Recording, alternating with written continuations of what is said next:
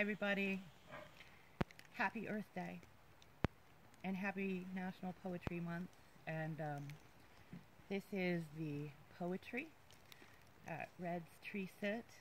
And as a poet, I've been writing about Bottom Creek for a while now.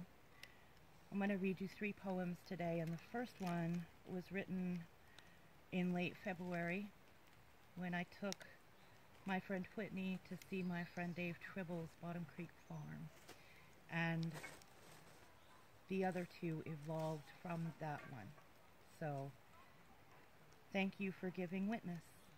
This is called Exploring the Edges of Bottom Creek Farm in late February for Dave and Whitney. Easy to see the sycamore many yards from the creek, and the way her branches stretch wide outside of forest, shading the field. But more difficult to witness her roots reaching even wider, around stone and through soil to drink from the creek in absence of rain. So much that we cannot see lends our vision to what will sustain us. Beyond the roar of river she will soon be, beyond the field, remembering fertility when the flood subsides, leaving anchors of attachment in scattered sediment mixed with mulch, spread out across the beds, where greens will lay seeds for other greens. Our clumsy footprints through forested wetlands and thick thorns only resemble intrusion. We cannot know infallibly which way the tendrils thicken under our feet, only that they're there, unless we were to dig and dig down deeper than we might want to go into the particulars of the designation or potential devastation of a creek that could crack under the weight of regulation as if anything could hold her back. She will simply deliver our messages or mistakes into the ears of eventual ocean, mixing them with salt and shell until we can hear at least an echo.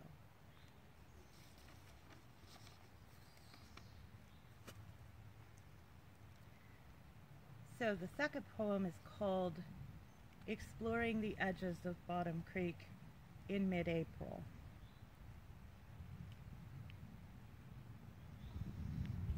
Difficult to see the platform many yards from the creek, or her home in the forest, which is now just a handful of protected trees, but easier to witness a community reaching wider across boundaries and barriers to drink from shared wisdom in absence of justice. So much that we cannot see lends our vision to what will sustain us beyond the roar of chainsaws capturing the poplars, maples, pines beyond the barrier, holding off the wretched harvest when the slaughter comes, leaving needles in streams and scattered sediment mixed with limbs too tender to be green. This fortress will defend seedlings for other trees. This haven will harbor courage and creativity, regenerating determination in the face of intrusion. We cannot know infallibly which tactic they'll take under pressure or aggression, only that they are there. And we have dug and dug down deeper than we might want to go into the particulars of the devastation or potential remediation of trees that stood tall until the saws descended and arrested new nests in their unfolding. Creek sings a lullaby into the tears of our rivers, mixing them with our own until morning echoes mountains.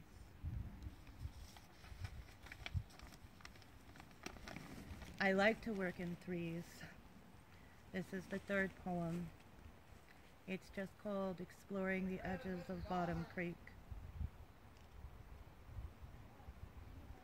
Come see the sycamore, many yards from the creek, and the way her branches stretch wide outside of forest, shading the field.